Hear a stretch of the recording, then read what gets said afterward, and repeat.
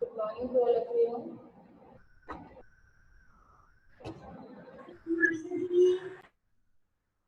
Good morning, ma'am. Good morning, ma'am. Okay, class.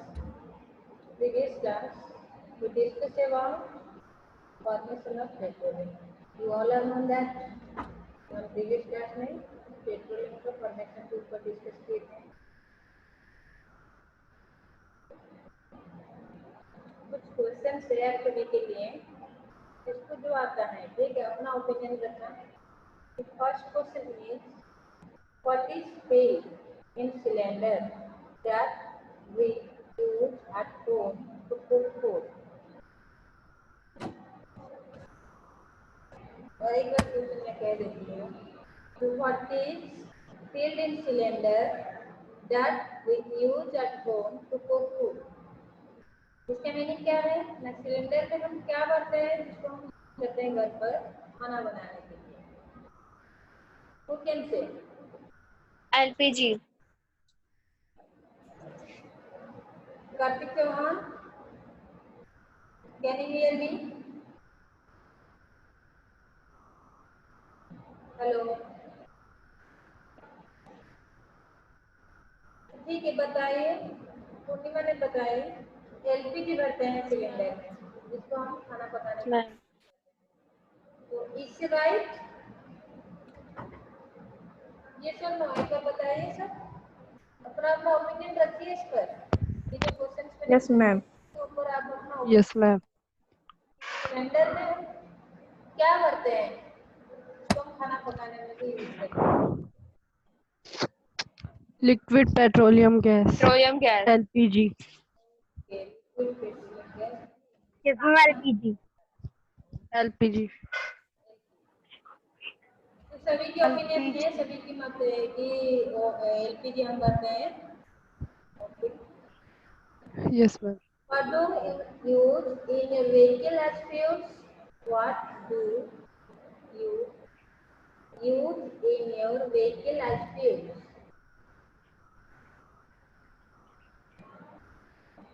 What do you use in your vehicle as fuels? Petrol. Petrol. Petrol. Yes. Petrol. Vehicle होता है वो तो petrol डालते हैं. जैसे जिसके घर में होगा, बस होगा, ट्रक होगा, वो क्या डालते हैं? पेट्रोल डालते हैं. Diesel. क्या है? Diesel. Very good answer.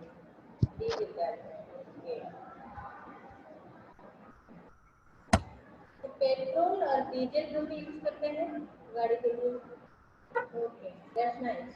Next question, where do we get them from? Where do we get them from? बताइए.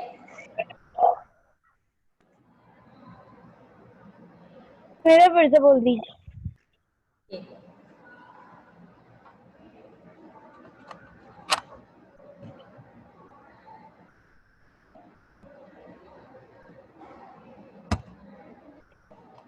क्वेश्चन से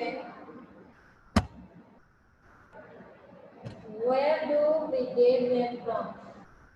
जो आपने बताया कि एलपीजी, डीजल, पेट्रोल, ये सब हमें कहाँ से मिलती है? Ma'am, petroleum. Petroleum refineries. Ma'am, petroleum. Petroleum से मिलती है. Ma'am, petroleum. Petroleum. पेट्रोलियम से मिलती है. Okay. Today we will learn how we obtain various useful products from petroleum. तो अभी क्या है ना, आप सभी को पता है कि जो हम पेट्रोल, डीजल और आपका रहेगा क्या एलपीजी, ये जो हम यूज करते हैं डेली लाइफ में, उनको हम कहाँ से लाते हैं? हम उसको पेट्रोलियम से ही लाते हैं. मीन्स पेट्रोलियम से ये सारे कंपोनेंट्स पाया जाता है. तो ये पेट्रोलियम से कैसे पाया जाता है उसके ऊपर आज हम डिस्कस करेंगे. ठीक है. ओके, ये पेज आपको दिख रहा है? Yes, ma'am. दिख Yes, रहा है. ma'am. Yes, ma'am.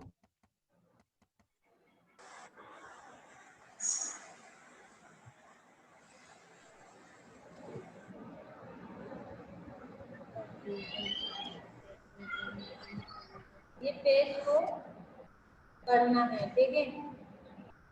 Okay, ma'am. क्या मैम? Read this paragraph.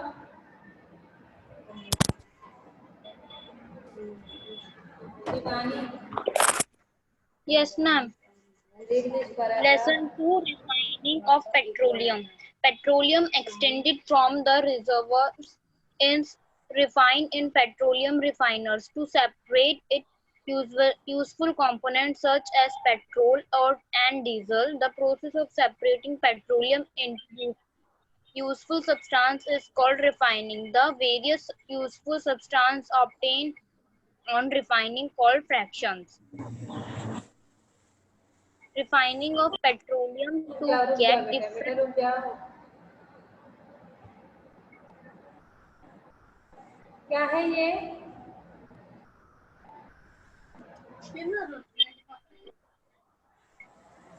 ये आप देख रहे हैं, petroleum extracted from the reservoirs is refined in petroleum refineries, ठीक है? तो ये पेट्रोलियम रिफाइनरी समझ में आ रहा है? ये जो फ्री देखिए हिंदी में है कि जहाँ पे पेट्रोल को रिफाइन किया जाता है उसको रिफाइनरी, मतलब संशोधन। हाँ ठीक है। टू सेपरेट इट्स यूजफुल, क्यों करते हैं ना, यूजफुल कंपोनेंट पेट्रोलियम के साथ मिक्स हो गए हैं तो उसको अलग करना है। To separate its useful component such as petrol and diesel, और भी बहुत सारे कंपोनेंट है जिसको हम अलग करते हैं। नेक्स्ट लाइन क्या है? The process of separating petroleum into different useful substances is called refining. Okay. तो जिस प्रोसेस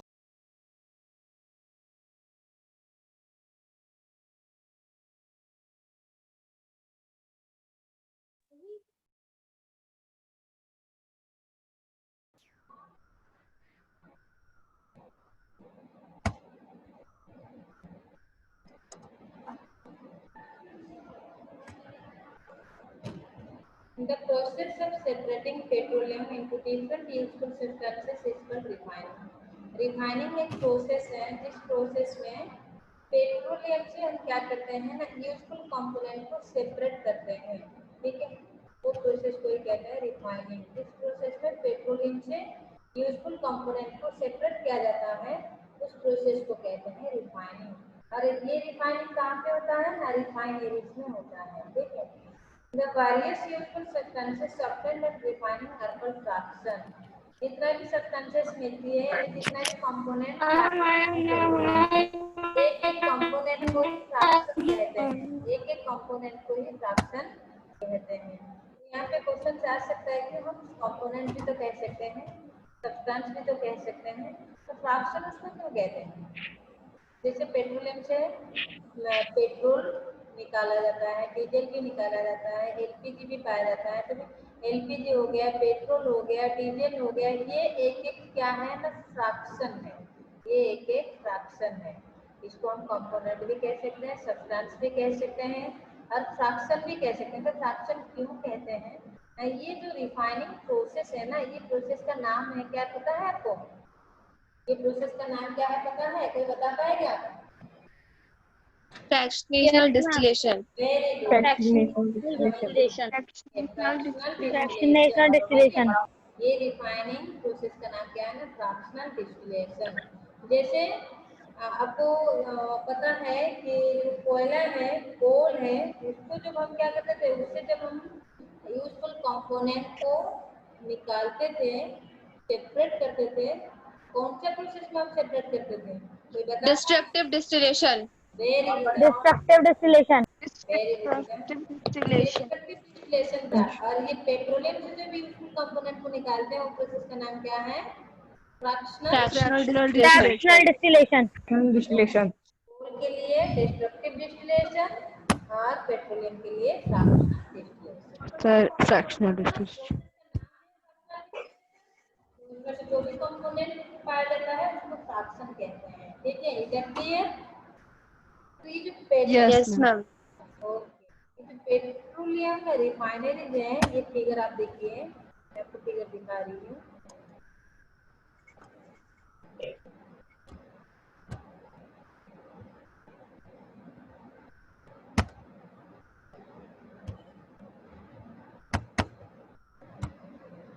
ये आप फिगर देख रहे हैं ना, यहाँ पे फिगर आपको दिख रहा है, figure number 3 petroleum Yes, ma'am. Refinery है, ठीक है। ये जो आप देख रहे हैं ना कलम है, आप देख रहे हैं ना, ये क्या सिलिंड्रिकल एक आपको दिख रहा है, इसको क्या कहते हैं पता है आपको?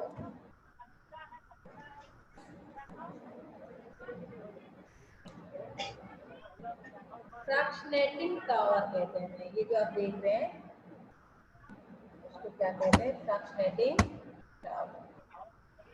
ये आप देख रहे हैं ना, ये एक है, ठीक है। ये आप देख रहे हैं यहाँ पे, और यहाँ पे भी एक है, और एक है, तो यहाँ पे आप 4 देख रहे हैं ना फ्रैक्शनेटिंग टावर, ठीक है। ये फ्रैक्शनेटिंग टावर का क्या काम है हम अभी डिटेल्स पढ़ेंगे उनको, ठीक है। और ये जो आप देख रहे हैं फिगर, इसको ही कहते हैं पेट्रोलियम रिफाइनरी। तो यहाँ पे पेट्रोलियम से ही क्या किया जाता है ना, यूजफुल कंपोनेंट को सेपरेट किया जाता है, ठीक है। नेक्स्ट हम देखते हैं, ये अभी पढ़िए, ये पैराग्राफ को पढ़िए। Purnima, read out this page, this paragraph. Purnima, can you hear me? Ma'am. ये पैराग्राफ को पढ़ो। Yeah, ma'am. Refining of petroleum to get different fractions is done by a process called fractional distillation. It is carried out in tall towers called fractionating the towers. Very good. तो क्या है इसका meaning? Refining ma'am, जो हम petrol को refining करते हैं और उसमें जो हमें डिफरेंट फ्रैक्शंस तो- मिलते हैं, वो एक प्रोसेस की वजह से मिलता है, उसको बोलते हैं fractional distillation. Yes, very good. इसको टॉल टावर्स में ट्रांसफर किया जाता है और उन टावर्स को फ्रैक्शनेटिंग टावर्स कहते हैं। अभी मैंने आपको दिखाया फिगर में, सब लोग देखा अभी फ्रैक्शनेटिंग टावर, Yes, ma'am. ठीक है। तो फ्रैक्शनल डिस्टिलेशन प्रोसेस में पेट्रोलियम से डिफरेंट यूजफुल कंपोनेंट को सेपरेट किया जाता है और उसको एक बड़ा सा टावर में लेके किया जाता है, तो टावर का नाम है फ्रैक्शनेटिंग टावर, ठीक है। अभी हम देखते हैं कैसे सेपरेट करते हैं, ठीक है।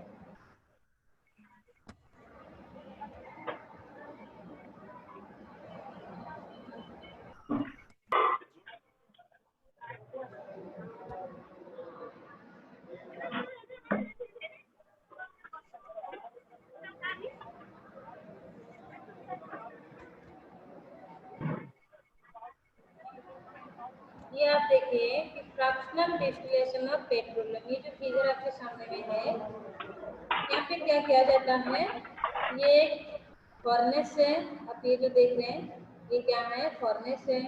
इसके अंदर क्रूड ऑयल को डाल देते हैं, ठीक है। क्रूड ऑयल आपको पता है ना, अनरिफाइंड पेट्रोलियम, अनरिफाइंड पेट्रोलियम कच्चा तेल। उसको फर्नेस में डाल देंगे और यहाँ पे क्या करते हैं, डिग्री सेल्सियस टेम्परेचर में उसको गर्म करते हैं। गर्म करने से क्या होगा, ये जो क्रूड ऑयल वेपर में कन्वर्ट हो जाएगा, ठीक है, वेपर में कन्वर्ट हो जाएगा, ठीक है। जैसे मैं समझा देती हूँ कैसे क्या करते हैं, फ्रैक्शनल डिस्टिलेशन प्रोसेस होता है, उसको बस मैं समझा रही हूँ। तो ये फर्नेस है, इसको क्या कहते हैं, फर्नेस। मैम मीन्स भट्टी, क्या है बेटा? भट्टी बोलते हैं मैम शायद से हाँ फर्नेस हाँ को। हाँ हाँ, हिंदी में फर्नेस। ये फर्नेस में हम क्या करते हैं ना, क्रूड ऑयल को डाल देते हैं। क्रूड ऑयल को 400 डिग्री सेल्सियस टेम्परेचर में उसको गर्म करते हैं यहाँ पे। तो ठीक है, यहाँ पे एक क्वेश्चन है आप सभी के लिए कि कोल को भी क्या करते हैं, डिस्ट्रक्टिव डिस्टिलेशन प्रोसेस में गर्म करते हैं। तो कितने डिग्री सेल्सियस में कोल को गर्म किया जाता है? 400 degree Celsius, 2000 degree Celsius. 1000 degree 2000 Celsius, degree 1000 degree. 2000 degree Celsius. 1000 degree Celsius. 1000 degree Celsius, ठीक है। कोल को गर्म किया जाता है in the lack of oxygen, बिना ऑक्सीजन में, ठीक है। याद रखना है, हम जो पढ़ के जा रहे हैं उसको याद भी रखना है हमें। ये नहीं कि कोल पढ़ लिए तो उसको भूल जाएंगे कि पेट्रोलियम पढ़ रहे हैं, ऐसे नहीं, ठीक है। तो कोल को 2000 डिग्री सेल्सियस में गर्म करके उससे यूजफुल कंपोनेंट को सेपरेट करते थे। और यहाँ पे क्या है, पेट्रोलियम को 400 डिग्री सेल्सियस में गर्म कर रहे थे। ऐसे भी आपको क्वेश्चन पूछा जा सकता है कि डेस्ट्रक्टिव डिस्टिलेशन और आपका फ्रैक्शनल डिस्टिलेशन, ये दोनों में से डिफरेंस क्या है? आपको पता होगा तो क्या बता पाओगे? मैम कोल को मैम हम 2000 डिग्री सेल्सियस में वो करते हैं अगर हम, और मैम पेट्रोल को 400 डिग्री ये एक सेल्सियस में। पॉइंट आपको मिल गया।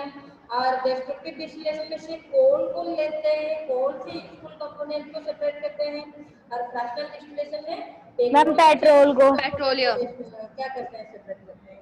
ये सब लिखना है। जैसे फ्रैक्शनल डिस्टिलेशन में यूजफुल कंपोनेंट का नाम होता है फ्रैक्शन, उसमें से क्या कहते हैं, कंपोनेंट कहते हैं। ठीक है, ये सब पॉइंट्स आपको पता होना चाहिए। ठीक है, ओके।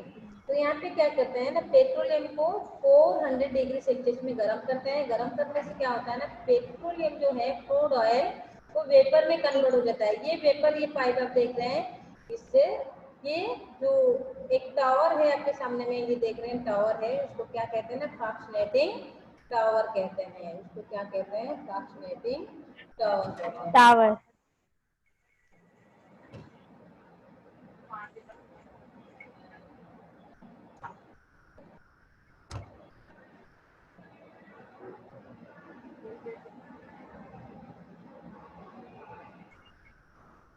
ये है fractionating tower.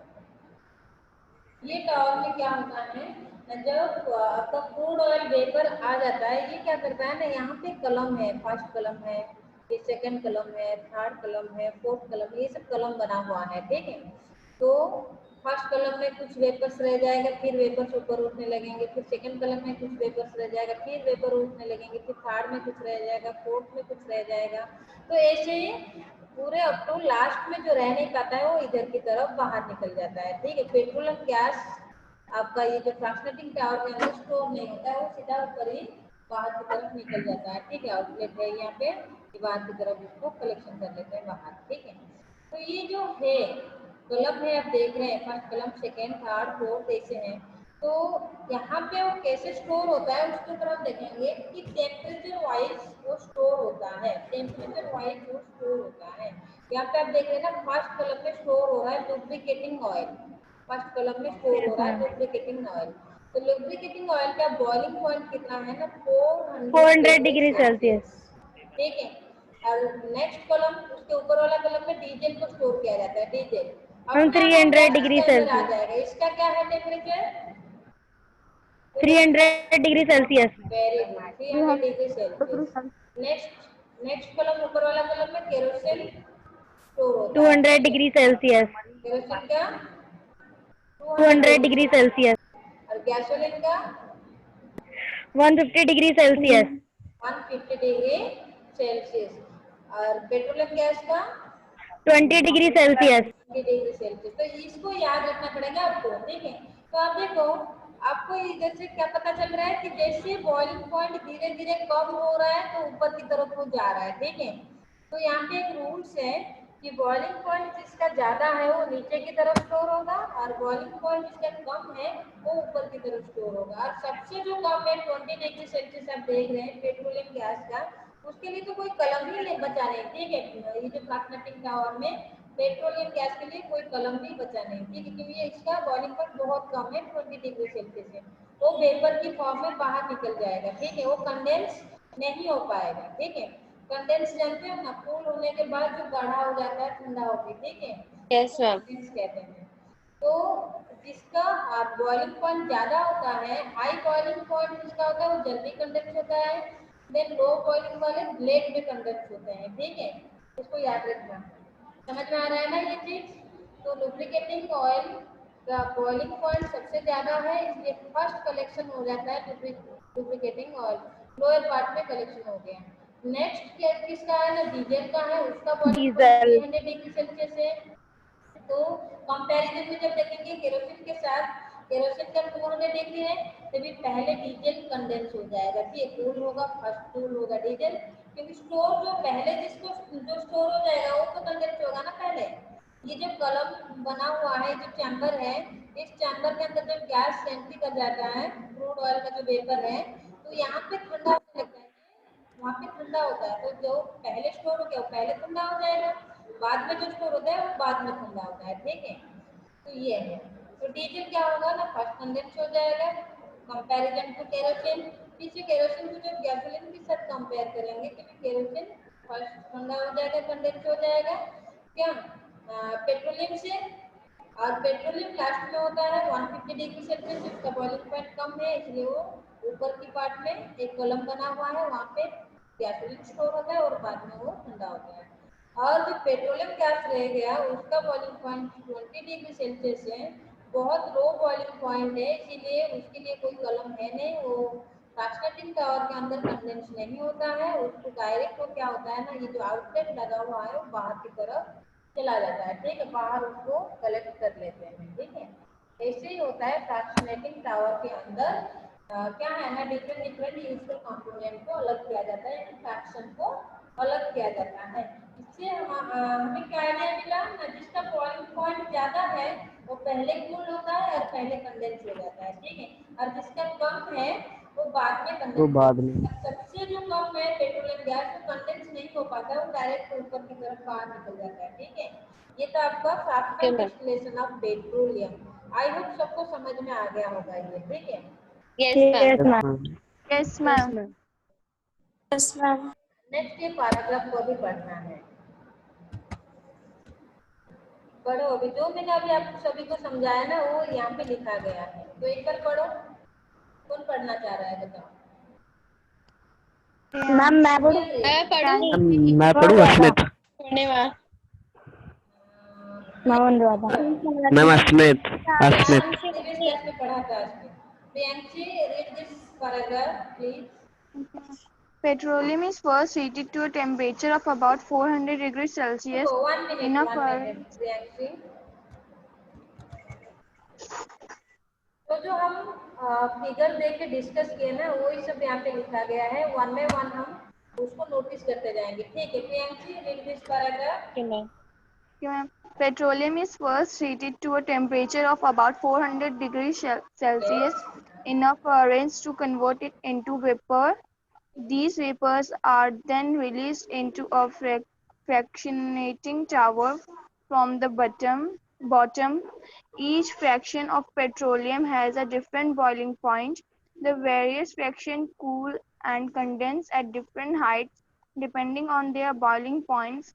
As they rise in the tower, the fractions with higher boiling point, like lubricating oil, condense first and are collected in the lower parts of the fractionating towers. The fractions which have lower boiling points, like petrol, rise up in the tower and are collected in the upper parts of the fractionating towers. Some fractions do not condense and leave the fractionating tower through an outlet at the top. These are called petroleum gases. तो देखो ये जो paragraph में जो भी लिखा था उसको हम अभी डिस्कस किए कि पेट्रोलियम को 400 डिग्री सेल्सियस में गर्म किया जाता है, उसको फर्नेस के अंदर लेके नेक्स्ट क्या था आपका ना, उसमें से वेपर प्रोड्यूस होता है, उसको क्या करते हैं ना फ्रैक्शनेटिंग टावर के अंदर हो जाता है, और क्या होता है ना डिफरेंट बॉइलिंग पॉइंट के हिसाब से, ठीक है, बॉइलिंग पॉइंट के हिसाब से स्लो मैम होता टाइम है, हो गया। ठीक है। तो the fraction ma'am time is higher over. Boiling point किसका है ना, लुब्रिकेटिंग ऑयल। हम अभी डिस्कस किए कि लुब्रिकेटिंग ऑयल का ma'am time boiling is point over. High है, इसलिए वो फर्स्ट कंडेंस होता है and are collected in the lower part of the fractionating tower. Fractionating tower का लोअर पार्ट में उसको कंडेंस किया जाता है, ये हम डिस्कस किए, ठीक है। नेक्स्ट लास्ट में हम किसको कलेक्ट किए, पेट्रोलियम लास्ट में हम किसको कलेक्ट किए, पेट्रोलियम गैस। गैस। क्यों क्यों कोई पूछ सकता है कि क्यों? बिकॉज इसका बॉइलिंग पॉइंट कम है। Boiling क्योंकि point उसका बॉइलिंग पॉइंट बहुत कम है। बॉइलिंग पॉइंट एकदम कम है।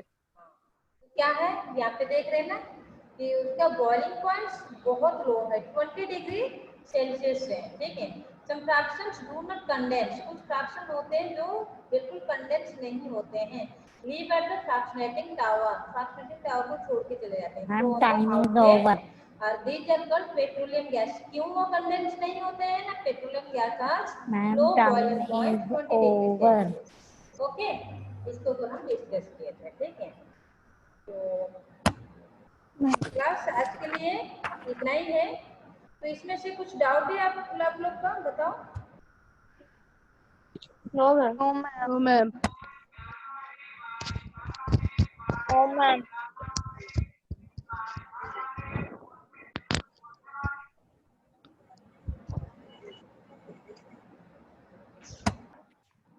ये जो फ्रैक्शन हम पढ़ लिए कि पेट्रोलियम से यूजफुल फ्रैक्शन को सेपरेट करते हैं, जैसे आपका हो गया पेट्रोलियम और gasoline, petroleum gas, kerosene, diesel, lubricating oil, इसका यहाँ पे यूज भी दे रखा है, हम कैसे उसको यूज करते हैं। जैसे केरोसिन को स्टोव में यूज करते हैं, फ्यूल्स फॉर स्टोव, डीजल को हम motor fuels for heavy vehicle के लिए यूज करते हैं, और आपका पेट्रोल को हम क्या लाइट व्हीकल के लिए यूज करते हैं, और आपका पेट्रोलियम गैस को तो हम एलपीजी के रूप में यूज करते हैं खाना पकाने के लिए, ऐसे उसका यूज है, उसको भी याद रख लेना क्लास।